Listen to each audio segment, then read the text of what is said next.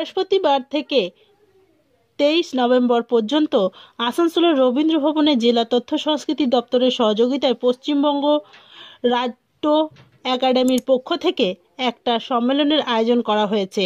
এবার এই নাট্যমেলায় 25 বছর সম্পূর্ণ হয়েছে, তাই এবার নাট্যমেলায় রজত জয়ন্তী উৎসব পালন করা হয়েছে।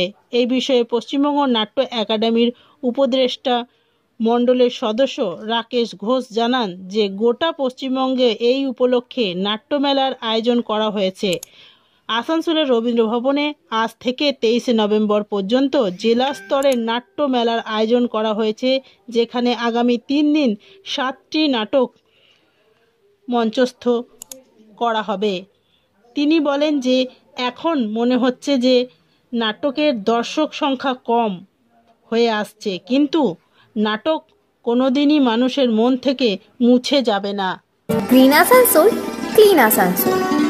মমতা বন্দ্যোপাধ্যায় চায় সমস্ত দপ্তরগুলোকে একত্রিত করে বিভিন্ন রকমভাবে মানুষের মঙ্গল হোক, তাই এই সমস্ত অনুষ্ঠানগুলো সারা পশ্চিমবঙ্গ জুড়ে করে যাচ্ছেন এবং মানুষের উপকার হচ্ছে, সংস্কার সংস্কৃতি জানতে পারছে।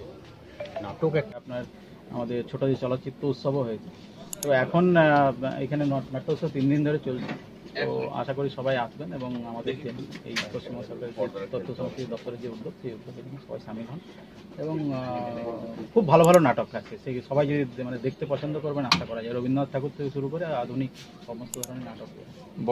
আজ রবীন্দ্র ভবনে এই পঞ্চবিংশ নাট্য অনুষ্ঠান আরম্ভ হলো, এখন 3 দিন এই নাট্য অনুষ্ঠান চলবে।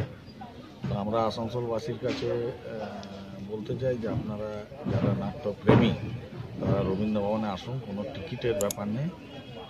মাননীয় মুখ্যমন্ত্রীর নির্দেশে আমাদের যে তথ্য সংস্কৃতি দপ্তর তারা প্রত্যেকবার এই ধরনের নাট্য অনুষ্ঠান করে থাকেন।